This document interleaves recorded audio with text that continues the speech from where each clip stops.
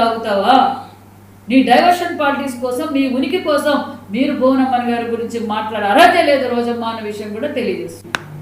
మీరు సినిమా సెట్టింగ్లు ఇదండి ఉగాది ఇలా మొదలైంది.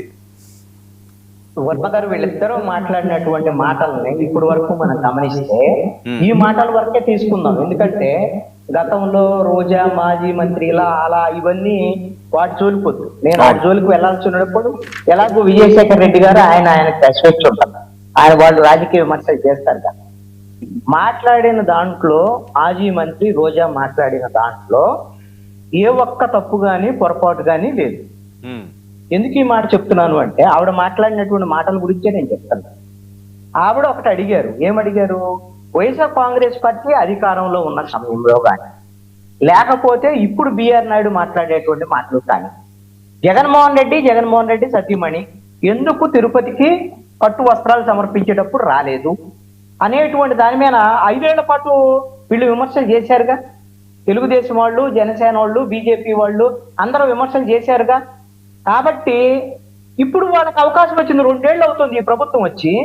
ఇప్పుడు వాళ్ళు ఉగాదిని అవకాశంగా తీసుకొని మా జగన్మోహన్ రెడ్డి, మా భారతి, వైఎస్ భారతి వీళ్ళిద్దరి మీద మీరు విమర్శలు చేసేటప్పుడు మీరెందుకు ఇది పాటించటం లేదు?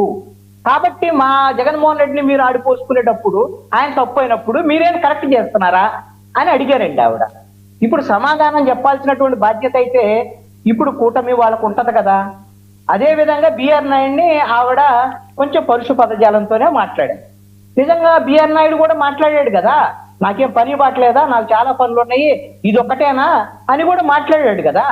మరి ఆవిడేం అడిగింది? నువ్వు పని బాటు ఉంటే పని చేసిపోయా, ఎవరన్నా దీని మీద కొంచెం చిత్తశుద్ధి ఉన్నవాళ్ళు, భయం భక్తి ఉన్నవాళ్ళు ఉంటే వచ్చి ఇక్కడ ఈ పోస్ట్ లో చేసుకుంటారు టీటీడీ చైర్మన్ గా అని అడిగింది. కాబట్టి ఆవిడ మాట్లాడిన దాంట్లో ఏ విధమైనటువంటి తప్పు నాకు కనపడలేదు. పోనీ మంత్రి సబిత ఆవిడ మాట్లాడారు. ఆవిడ సబిత ఏం మాట్లాడారు? ఈవిడ పాత వ్యవహారాన్ని, పాత చింతగా పచ్చడే విషయాన్ని చెప్పారు. ఏది గతంలో జగన్మోహన్ రెడ్డి అలా ఇవన్నీ ఎప్పటి నుంచో ఉన్న విమర్శలే కదా. వీడు జగన్మోహన్ రెడ్డి క్రిస్టియన్ అన్నది ఎవరు మార్చలేరు. ఇప్పుడు అతను క్రిస్టియన్ కాదని అతనికి చెప్పటం లేదు. వాళ్ళ పద్ధతులను వాడు పాటిస్తున్నారు. పాటించేటప్పుడు వాళ్ళని మీరు టార్గెట్ చేసినప్పుడు మీరు హిందువులు, మీకు భక్తి ఉంది, భయం ఉంది, మీరు మరి ఆయన చేసిన తప్పే మీరెందుకు చేస్తున్నారు? పవన్ కళ్యాణ్ అయినా లేకపోతే చంద్రబాబు నాయుడు అయినా ఎందుకు ఈ విధమైనటువంటి పద్ధతిని పక్కనే భార్య సమేతంగా అన్ని రకాల ఈ విధమైనటువంటి కార్యక్రమాలు నిర్వహించేటువంటి పద్ధతిని జగన్మోహన్ రెడ్డి చేయలేదు అని మీరు అన్నప్పుడు మీరెందుకు చేయటం లేదు అని అడిగి ప్రశ్న వచ్చినప్పుడు సమాధానం చెప్పాల్సినటువంటి వాళ్ళు ఎవరు? ఖచ్చితంగా కూటమికి సంబంధించినటువంటి వాళ్ళు చంద్రబాబు నాయుడు, పవన్ కళ్యాణ్ చెప్పాలా. ఇప్పుడు మంత్రి సబిత వచ్చి లేకపోతే ఇంకోళ్ళు వచ్చి వీళ్ళందరూ ఒకళ్ళు తప్పించుకోవటం, లేకపోతే ఇప్పుడు డిబేట్ లో ఉన్నటువంటి విజయశేఖర్ రెడ్డి గారు ఎలాగో చెప్తారు, ఆయన ఎందుకు అధికార ప్రతినిధిగా వచ్చాడు.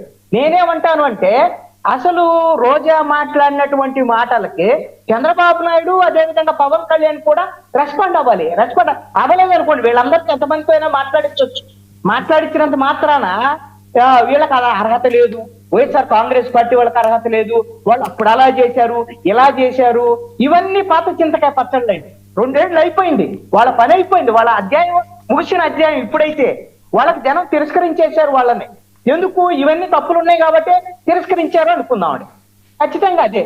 మరి మీరదే తప్పులు చేస్తున్నారంటే మరి మిమ్మల్ని కూడా తిరస్కరిస్తారు కదా. ఇది ఒక అంశం. ఇక రెండో అంశం ఏంటి? అసలు రోజా ఇలా మాట్లాడుతున్నారు ఏంటి? ఈ విధంగా మళ్ళీ సీరియస్ అవుతున్నారు. ఇప్పుడు ఆవిడ వైఎస్ఆర్ కాంగ్రెస్ పార్టీ మాజీ మంత్రి, ఇప్పుడు ఆవిడ నగరిలో మళ్ళీ పోటీ చేయాలి. జగన్మోహన్ రెడ్డి ఆవిడ సీటు ఆవిడకి ఇవ్వాలి. పెద్దిరెడ్డికి సంబంధించినటువంటి వాళ్ళు వాళ్ళ ప్రయత్నాలు వాళ్ళు చేస్తున్నారు. రోజా కాకుండా ఇంకెవరన్నా వాళ్ళ సొంత మనుషులు పెట్టుకుందామని. ఇది పార్టీలో ఉన్నటువంటి అంతర్గతంగా ఉండేటువంటి ఘర్షణ. ఇది ప్రతి ఇంట్లో కూడా, ఇంటిలో పోరు ఉంటది, బయట పోరు ఉంటది.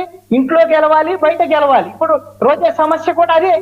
వాళ్ళ ఇంట్లో నగరి సీటు సంపాదించుకోవాలి, జగన్మోహన్ రెడ్డి దగ్గర మంచి మార్కులు సంపాదించాలి, ఆ పెద్దిరెడ్డి వాళ్ళకి సంబంధించినటువంటి కుట్రలు కుతంత్రాలను కూడా ఈవిడ అధిగమించాలి. ఇవన్నీ చేయాలి అని అంటే మరి తిట్టాలి. ఎవరు తిట్టాలి? రాజకీయ ప్రత్యర్థి అయినటువంటి చంద్రబాబు నాయుడు తిట్టాలి, పవన్ కళ్యాణ్ తిట్టాలి. బీజేపీ వాళ్ళని తిడితే మళ్ళీ జగన్మోహన్ రెడ్డి కూడా ఒప్పుకోడు కాబట్టి బీజేపీ వాళ్ళని తిడితే వీళ్ళకి సమస్య ఉంది కాబట్టి వాళ్ళ జోలికైతే పోరు. కాబట్టి ఆవిడకి ఇప్పుడు ఆ టాస్క్ అది అమలు చేయకపోతే రేపు పొద్దున సీట్ వస్తో రాదో గ్యారెంటీ లేదు. ఆవిడ ప్రయత్నం చేస్తారు. ఇక మూడో అంశం, పోనీ అసలు ఎవడ ఏ విధంగా మాట్లాడతారండి? రోజాకు భయం లేదా, అది లేదా, ఇది లేదా, మాజీ మంత్రి నువ్వు భయపెట్టినటువంటి పరిస్థితి మీ దగ్గర ఎక్కడుంది? మీ గవర్నమెంట్ ఉంది.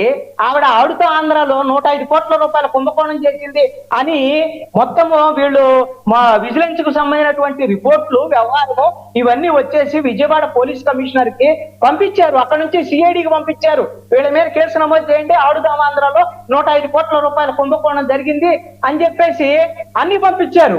ఏమైంది? ఎటుపోయినాయి? మరి కుంభకోణాల వ్యవహారం ఏమైంది?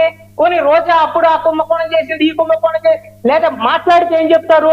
టీటీడీకి సంబంధించినటువంటి రోజుకి ఇంతమందిని భక్తులను తీసుకెళ్లారు, లేకపోతే దర్శనాలకు తీసుకెళ్లారు, అక్రమాలకు పాల్పడ్డారు అని ఇన్ని చెప్తారు.